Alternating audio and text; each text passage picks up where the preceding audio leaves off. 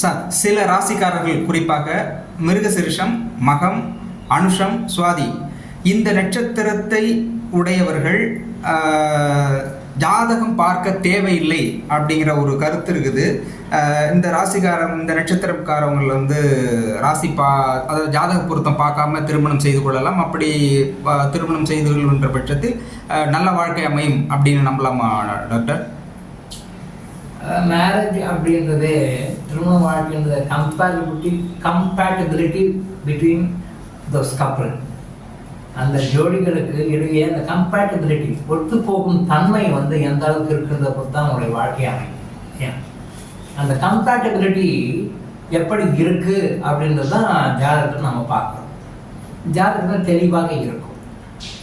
ஜாதகத்தில் அந்த ஒரு மணப்பெண் அப்படின்னா மணப்பெண்ணுடைய உடல்நிலை, மனநிலை, அவனுடைய பூர்வ ஜென்ம வாழ்க்கை நிலை, தற்போதைய வாழ்க்கை நிலை எல்லாமே அந்த ஜாதகத்தில் இருக்கும்.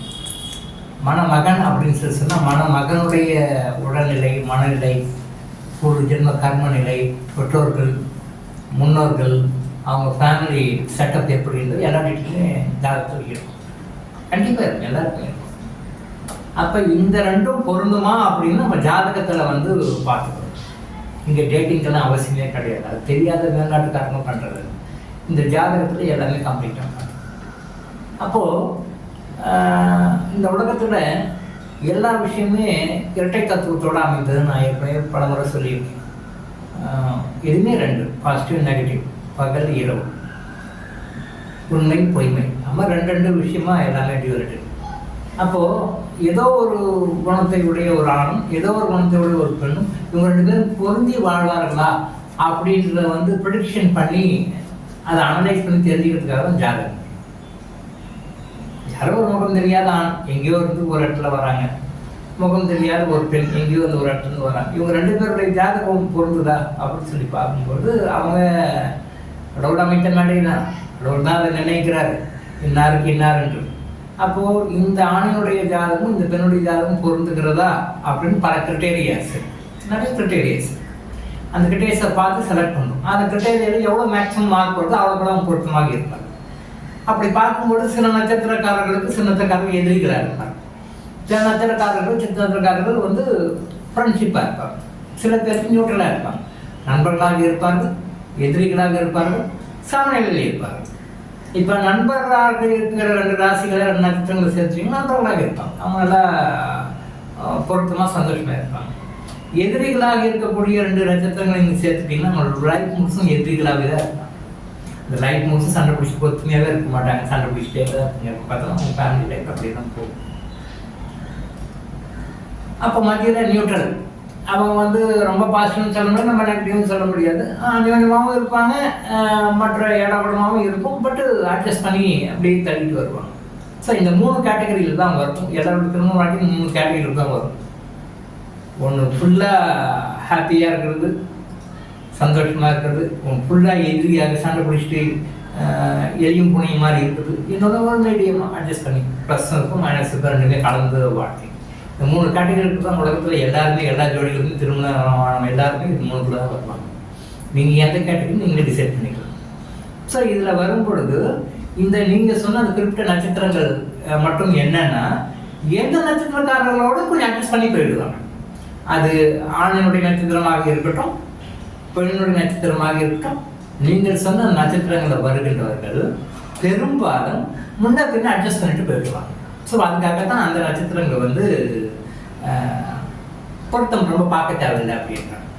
நீங்கள் பொருத்தம் பாருங்கள், பொருத்தம் பார்த்தா பண்ணணும். எவ்வளோ கூட பொருத்தம் அதிகமாக இருக்கோ அவ்வளோ கூட அவங்க வாழ்க்கையில் சந்தோஷமாக ஹாப்பியாக ஒற்றுமையாக இருப்பாங்க. அந்த எவ்வளோ ஒற்றுமையாக விட்டு கொடுத்து அட்ஜஸ்ட் பண்ணி போகிறாங்க தான் அந்த வாழ்க்கை.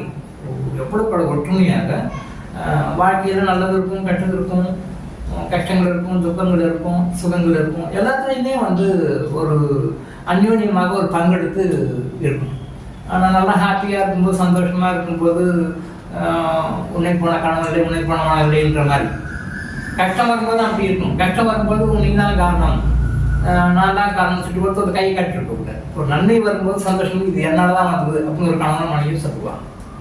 ஒரு கஷ்டம் வரும்போது சரி இந்த கஷ்டத்தை நம்ம 2 பேரும் சேர்ந்து இதை டேக்கிள் பண்ணுவோம் அப்படின்னு மனப்பான்மை வரணும். இப்போ இந்த கஷ்டத்துக்கு காரணம் நீ தான் அப்படின்னு ஒரு கணவனும், இதில் இந்த கஷ்டத்துக்கு காரணம் நீங்கள் தான் அப்படின்னு சொல்லி மனைவியோ ஒருத்தர் கையை காட்டி குற்றம் சொல்லிட்டு இருந்தாங்கன்னா அந்த குடும்பம் எப்படி நிம்மதியாக இருக்க முடியும்? யாருக்கும் நிம்மதியாக இருக்க முடியாது. அது அந்த வாழ்க்கை நரகமாக தான் இருக்கும்.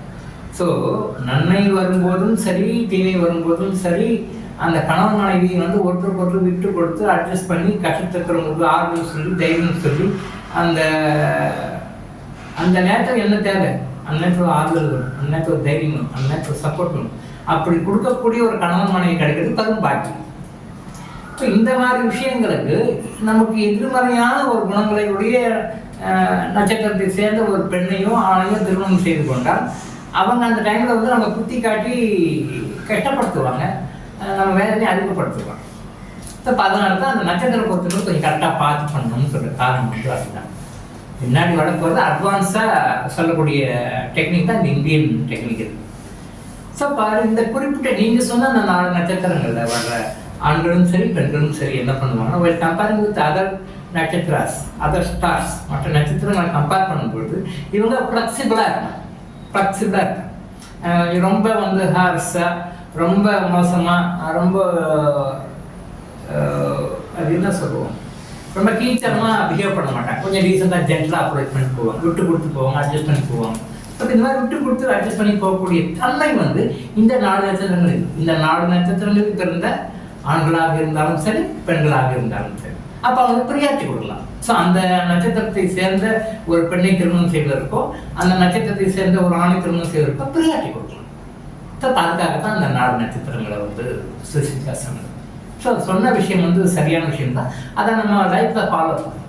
ஸோ எப்பயுமே வந்து ஜாதகம் அப்படின்றது வந்து நம்முடைய எதிர்கால திருமண வாழ்க்கை, எதிர்கால வாழ்க்கை நல்ல முறையில் வாழ்வதற்காக உள்ள அடிப்படை விஷயம் தெரிவிக்கக்கூடிய ஒரு விஷயம். ஸோ வெளியில் போய் கவுன்சிலிங்காகவும் யாரை செலக்ட் பண்ணாலும் அங்கங்கே ஒரு ஒப்பீனியன் கேட்கறதுக்காகவும் செலவு பண்ணுற நேரத்தையும் செலவு பண்ணுற டைமையும் ஜாதகத்தில் தெளிவாக கான்சன்ட்ரேஷன் பண்ணி நல்ல விஷயம் தெரிஞ்சுக்கிட்ட ஜாதகத்தை கொடுத்து பார்த்துட்டு அதில் தோஷம் இருக்கிற ஜாதகமா, தோஷம் இல்லாத ஜாதகமா, தோஷம் இருந்தால் என்ன பரிகாரம் இருக்கா, பரிகாரம் இல்லையா, என்ன மாதிரி பரிகாரம் பண்ணால் அது சரியாகும் அப்படின்னு முறையெல்லாம் கரெக்டாக ஃபாலோ பண்ணி திருமணத்துக்கு முன்னாடி இந்த விஷயங்கள்லாம் கரெக்ட் பண்ணிட்டு நீங்கள் மேரேஜ் பண்ணீங்க அப்படின்னு சொன்னால் அந்த திருமண வாழ்க்கை நிச்சயமாக அந்த மணமக்களுக்கு சந்தோஷமாக இன்பமாக தான் இருக்கும். ஸோ திருமணம்ன்றது என்ன, ஒரு சந்தோஷமான வாழ்க்கை ஒரு ஆணும் பெண்ணும் மேற்கொண்டு அதை வாழ்வதற்காக தான் திருமண வாழ்க்கை. அந்த புனிதமான வாழ்க்கையில் திருமணன்ற ஒரு அமைப்பின் மூலமாக அவங்க சேர்ந்து வாழ ஆரம்பிக்கிறாங்க. ஸோ நட்சத்திர பொருத்தம் அப்படிங்கிறது ரொம்ப முக்கியம், ஜாதக பொருத்தம் ரொம்ப முக்கியம். நீங்கள் சொன்ன மாதிரி அந்த 4 நட்சத்திரங்களுடைய பொருத்தங்கள் வந்து மற்ற நட்சத்திரங்களை கம்பேர் பண்ணுறது ஃப்ளெக்சிபிலிட்டி அட்ஜஸ்ட் பண்ணியிருப்பாங்க. அதனால் அந்த மாதிரி நட்சத்திரங்கள் இருந்தால் நாம் வந்து ஒன்றும் ப்ரியாரிட்டி கொடுத்து அந்த மாதிரி நட்சத்திரங்களை செலக்ட் பண்ணி எடுத்துக்கலாம். இது ஆணுக்கும் பொருந்தும் பெண்ணுக்கும் பொருந்தும். ஸோ திருமண வாழ்க்கை நிர்ணயிக்கல ஜாதகத்தின் பங்கு மிக முக்கியமான பங்கு. ஜாதகத்துக்கு ரொம்ப இம்பார்ட்டன்ஸ் கொடுக்கணும். மேட்ரிமோனியல் சர்வீசஸ்க்கும், கவுன்சிலிங்க்கும், மற்ற ஒப்பீனியன் வாங்கிறதுக்கும், மற்ற இடங்களில் போயிட்டு விசாரித்து தீர்மானம் என்ன பொண்ணு கொடுக்கலாமா, மாப்பிள்ளை கொடுக்கலாமா அப்படின்னு சொல்லிட்டு மற்ற விஷயம் என்கொயரி பண்ணுறதுக்கும் கொடுக்குற இம்பார்ட்டன்ஸை விட ஜாதகத்துக்கு இம்பார்ட்டன்ஸ் கொடுங்க. ஏன்னா இந்த ஆஸ்பெக்ட்ஸ் எல்லாமே உங்கள் ஜாதகத்தில் இருக்குது.